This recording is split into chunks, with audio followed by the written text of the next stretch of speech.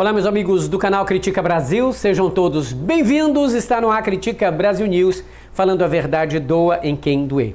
Hoje, dia 28 de fevereiro de 2025. Esmaga no like, arrebente a boca do sapato. Muito obrigado pela sua ajuda, pela sua audiência. Senhoras e senhores, a gadaiada,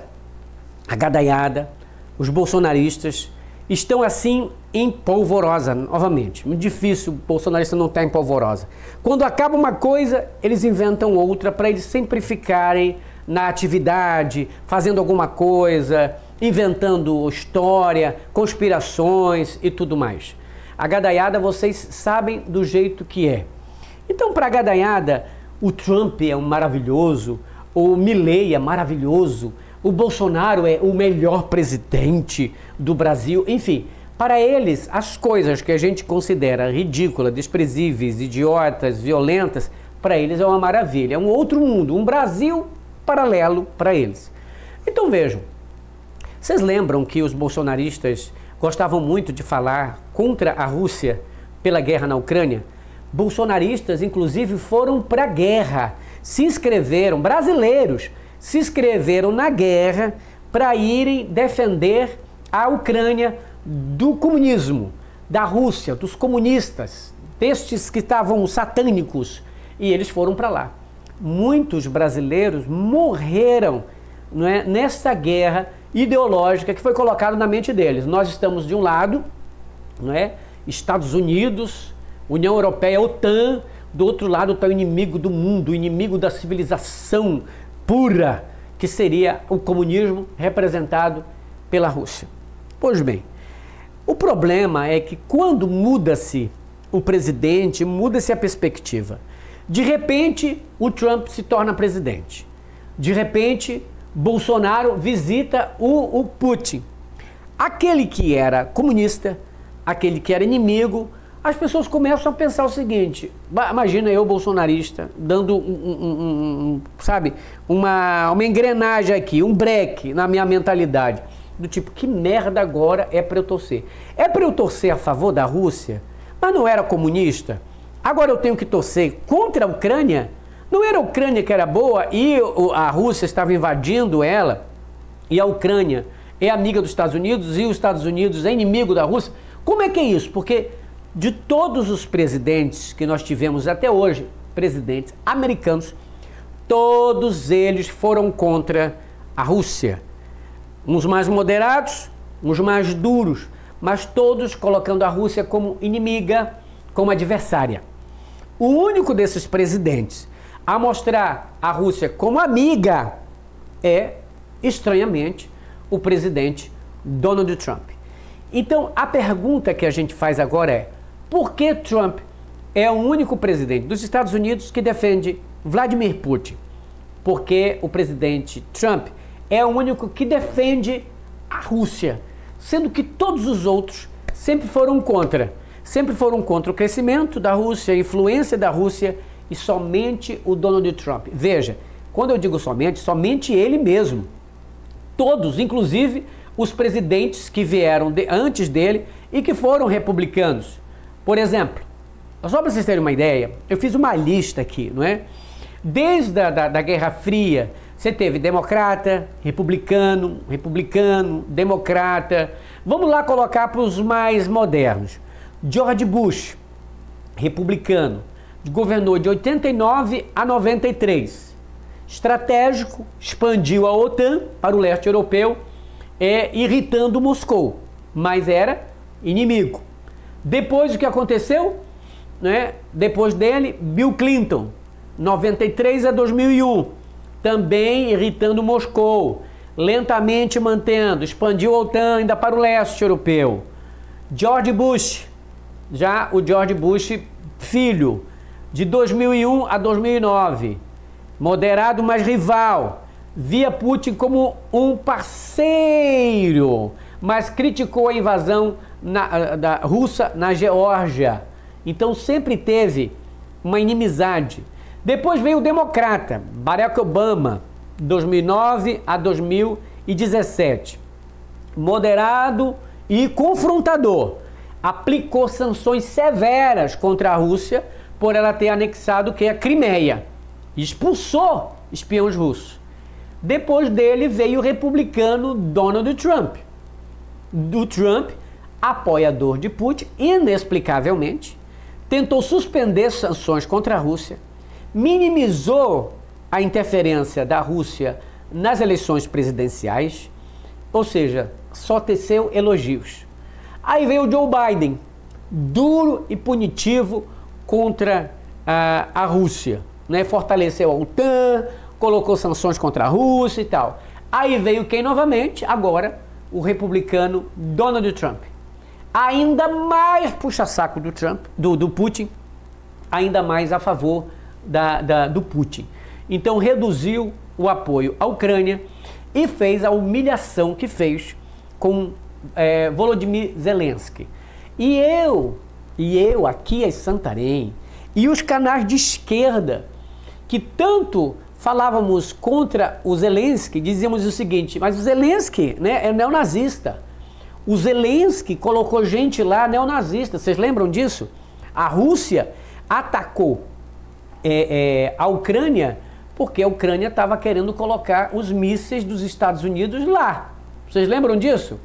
Eu fui o mais moderado em apoiar a Rússia aqui. Eu até disse, ó, o problema é que tem gente morrendo. A Rússia está invadindo, está afastando um monte de refugiados, né, que estão saindo. Então, a guerra nunca é boa para ninguém, só é bom para quem tem o poder. Então, mas mesmo assim a gente sabia que a OTAN utilizava a Ucrânia para o seu bel prazer. Nunca, nenhum presidente, nunca, repito, nenhum presidente americano, quer seja ele democrata ou republicano, saiu tanto a favor de um presidente russo como sai a favor o Putin. E aí você pode perguntar, por quê? Porque de todos os ex-presidentes, somente o Donald Trump é o que apoia Putin severamente, de uma maneira escancarada. Das duas, uma. Não é porque os Estados Unidos estão gastando muito com a OTAN. Isso é estratégia americana. Os Estados Unidos gastam dinheiro com a base militar dele ao redor do mundo porque quer manter a influência americana, não é? O dólar sendo usado como moeda internacional, como transação internacional em todas as transações econômicas e bancárias. É por isso que eles mantêm fortemente as forças para impedir o avanço contra a economia americana. O X da questão é o seguinte: primeiro, estrategicamente enfraquecer o BRICS, porque a Rússia pertence ao BRICS. Segundo, esse é o mais importante, eu estou falando de política. O mais importante é o que lá atrás já estudavam sobre a questão da Rússia, não é? Tem aqui o chamado dossiê Steele, o dossiê Steele, e o relatório Mueller. O relatório Mueller se trata de um relatório feito por um procurador na época, não é, em que o Trump venceu as eleições da Hillary Clinton. A Hillary venceu no voto, né, total, mas perdeu ali no voto de delegados, né, de proporcional para delegados. Só que aí descobriram que as pessoas que vazaram os e-mails da Hillary Clinton tinham sido hackers da Rússia. Eles entraram, hackearam o e-mail, compartilharam com o Wikileaks e isso deu um grande bafafá, não é? A Hillary Clinton foi difamada por todos os republicanos, inclusive pelo Donald Trump. Aí a pergunta era a seguinte: a Rússia interferia? Bom, segundo o relatório do Mueller, houve o tempo todo encontro entre a equipe de Donald Trump da campanha com agentes russos, pessoas ligadas aos banqueiros da Rússia. Inclusive, o Donald Trump quis montar uma Trump Tower, um prédio enorme lá em Moscou, da empresa dele. Outros, esse dossiê Steele, que foi um dossiê utilizado por uma empresa britânica de espionagem, de um homem que pertencia a M6, não é? Aquele do 007. Pois é, aquilo que eles falam lá existe na Grã-Bretanha. Então, um camarada muito experiente, que foi uma das pessoas que saiu de lá, fez uma investigação sobre o Donald Trump. E olha o que deu. A Rússia interferiu nas eleições, tanto o dossiê Steele quanto o relatório Miller apontaram que a Rússia sim interferiu nas eleições americanas, com dinheiro, com influência, com ataque hacker e com inteligência. A favor de quem? Do Donald Trump. Mas ele pergunta, e por quê? Por que que a Rússia ajudaria Donald Trump? Por que que a Rússia não ajudou o George Bush? Por que que a Rússia não ajudou Barack Obama? Por que que a Rússia não ajudou Ronald Reagan? Todos os outros presidentes, quer sejam republicanos ou democratas. Por que ajudou o Putin? Outra coisa, Moscou sempre teve um interesse muito grande de negociação. Então o relatório disse o seguinte: existe muito mais coisa de que vocês não sabem. Na verdade, existe uma aproximação de amizade, né, entre negócios, entre as empresas do Donald Trump e empresas russas, que neste momento estariam negociando a Ucrânia. Os Estados Unidos dariam alguns territórios para a Rússia, em troca, as empresas dos amigos de Donald Trump iam explorar o petróleo dentro da Ucrânia e explorar as áreas de minério especial, de minério refinado, de minérios estes que servem hoje para tecnologia. Pra vocês terem uma ideia, esse tipo de minério, esse tipo de pedras, esse tipo de matéria encontrada na Terra, chamado de matéria primária, de matéria especial, é o que faz, mais conhecido como terras raras, né? Faz com que eles tenham um interesse enorme pela Ucrânia. Então, o Biden agia como presidente de uma nação. O Trump age como empresário das suas empresas, empresário, não é, que faz o lobby para outras empresas que querem ali esse minério. Até porque as terras raras, 80% dos minérios que vêm das terras raras, não é? Que é o que eles estão querendo, vem da China. A China que tem o maior território cheio dessas terras raras, não é? Que os Estados Unidos têm estratégia. 80% dos materiais raros usados na indústria americana vêm da China. São componentes, não é? Que formam componentes utilizados em aparelhos eletrônicos, smartphones e computadores. Da onde tem isso? É o silício, não é? É o titânio, o lítio, o urânio, o ferro, minério de zircônio, carvão, entre outros. E além de petróleo. Então, os amigos de Donald Trump estão de olho nessas terras raras e o Donald Trump quer isto.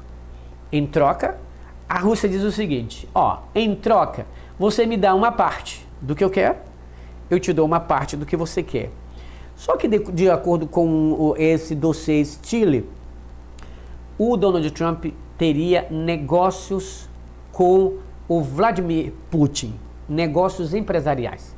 Vladimir Putin é um dos homens mais ricos do mundo, só que ele não aparece na Forbes, ele não aparece nessa lista, porque a grana dele não é medida dessa forma, não é? A grana dele não é rastreada.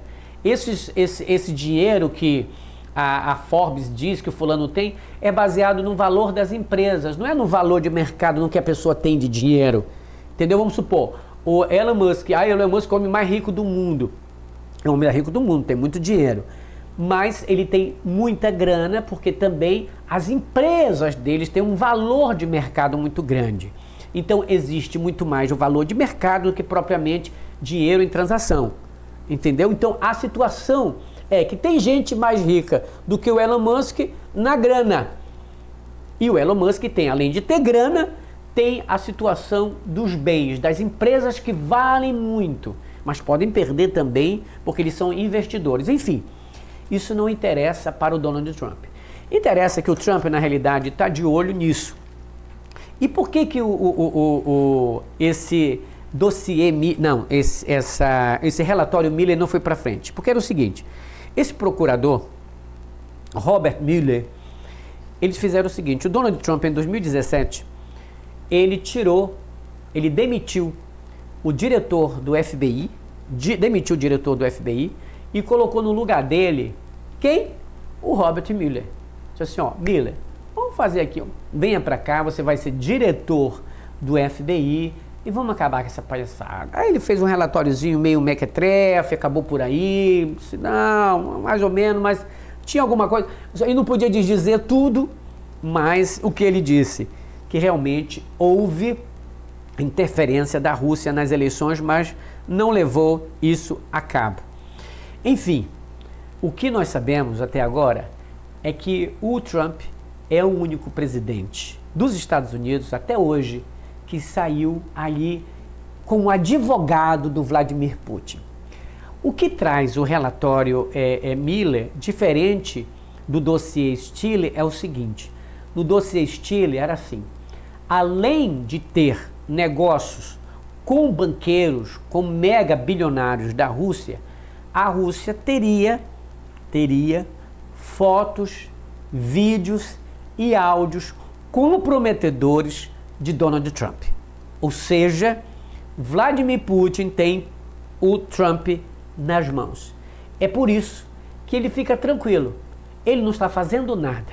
O Putin está na dele. Quem está agindo como garoto de recado, como faz tudo, como arranjador de tudo, é o próprio Donald Trump, que uma hora dessa está servindo de relações exteriores. Vocês viram a cena grotesca dele com o presidente Slobodan Milosevic, não, estou falando de outro, do Zelensky, não é, com o Putin hoje. Ou seja, a reunião dos dois foi tensa, né? Todos viram este vídeo aí, que após bate-boca Zelensky, ele deixou a Casa Branca sem assinar acordo com os Estados Unidos, né? Nenhum acordo foi assinado, confirmou a Casa Branca. Trump e Zelensky tiveram uma discussão acalorada, com direito a gritos e acusações, durante o encontro no Salão Oval da Casa Branca hoje. Estados Unidos afirmam que o acordo não está descartado. A Casa Branca destacou em comunicado que aguarda a Ucrânia estar pronta para a conversa construtiva. O acordo é visto como essencial. O governo da Ucrânia não comentou o episódio. Na realidade, o Vladimir Zelensky disse que o Trump está defendendo um assassino, né? Não defenda assassino. E o Trump levantou a voz com Zelensky nesse bate-boca, chamou-lhe de desrespeitoso com os Estados Unidos e disse, você está jogando com a Terceira Guerra Mundial. Então, eles falaram nesse momento, né? É uma cena rara, os dois apareceram batendo boca, a Casa Branca dizendo que o presidente da Ucrânia está jogando com o risco de uma Terceira Guerra Mundial. Por causa da discussão, esse acordo não foi assinado. Ele chamou ele de desrespeitoso e só sairia dali se acatasse o acordo que o Donald Trump estava querendo. E disse que você está apostando com a vida de milhões de pessoas, está apostando com a Terceira Guerra Mundial, não é? E o Zelensky dizendo, pô, mas nós vamos entregar tudo. Ele disse, seu povo é muito corajoso, mas ou vocês fazem o acordo ou estamos fora. O acordo é o seguinte, saia com o rabinho entre as pernas, não é? Você tem que saber que nós estamos bancando isso aqui. Quem banca somos nós. Sem nós, você perde a guerra. Ou você faz o que a gente está dizendo, ou nós estamos fora. Então o Trump ele foi muito aqui assertivo, dizendo o seguinte, que ele não vai sair a favor dele, está contra ele, e que só há um meio de ele sair dessa guerra, ou seja, a paz, mas com fracasso, fazendo o seguinte, cede alguns territórios para a Rússia e cede outros territórios para nós ali minerarmos, para a gente ganhar muito dinheiro. Zelensky foi humilhado de cabo a rabo. Isso aí é que dá de ser amigo dos Estados Unidos. É por isso que o Brasil não pode de jeito nenhum abaixar sua cabeça, ficar com cabeça baixa, porque nesse momento o que vale aqui é a nossa soberania, a nossa justiça. Como disse Alexandre de Moraes, o que o mundo exige da gente é coragem. E é preciso ter coragem, porque o Donald Trump não está atuando simplesmente por os interesses americanos. E esta maneira de o Trump, por exemplo, tratar o Brasil e falar do Eduardo Bolsonaro, gente, não creiam que é pela família Bolsonaro que ele está fazendo isso. O Donald Trump está fazendo isso muito mais pelo Elon Musk, que teve as contas do Twitter aqui do X suspensas pelo ministro Alexandre de Moraes. Ele teve que pagar mais de 180 milhões de multas aqui no Brasil.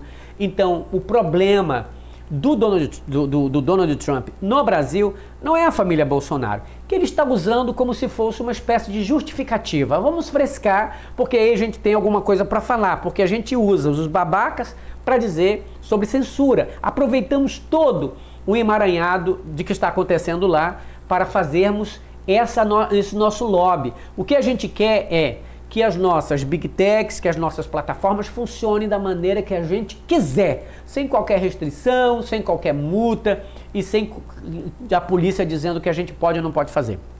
Eles sempre foram assim na Colômbia, em outros países, na Bolívia, são assim em outros países. Como disse o Elon Musk, nós vamos dar golpe aonde a gente quiser. A família Bolsonaro por que a família Bolsonaro representa os capachos de Trump? Ou seja, fazem tudo que ele mandar. Então nós não temos uma independência séria.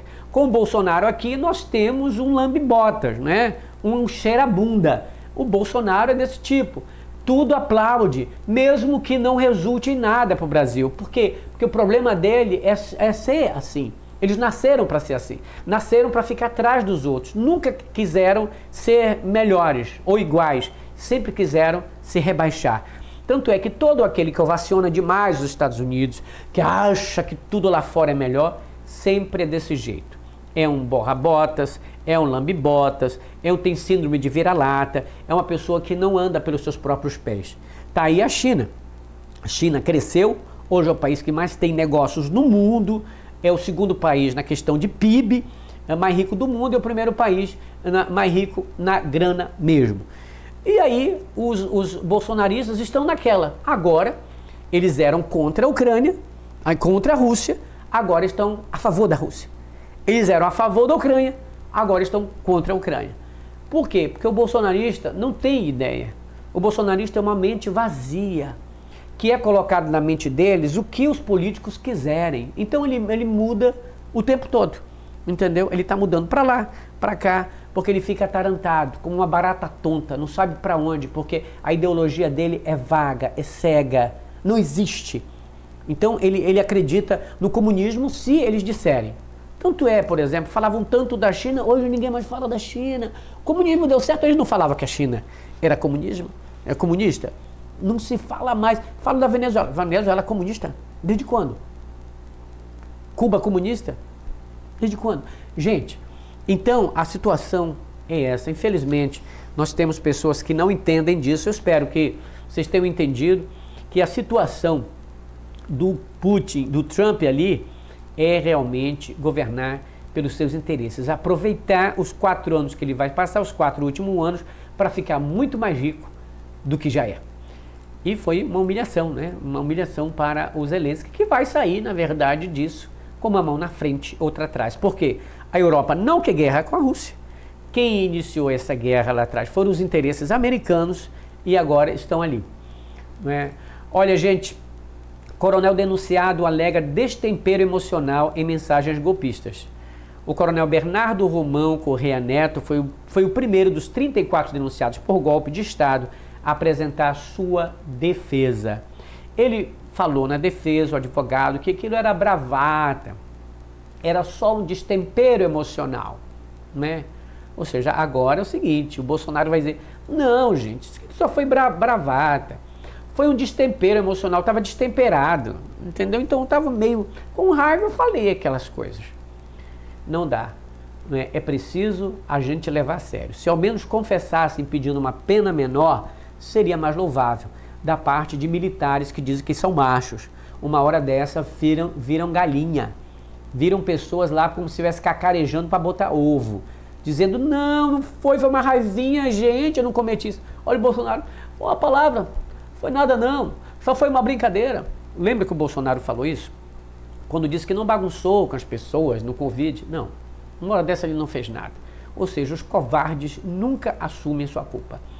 Olha, gente, e a Gleisi Hoffmann foi escolhida pelo presidente Lula para o Ministério das Relações Institucionais.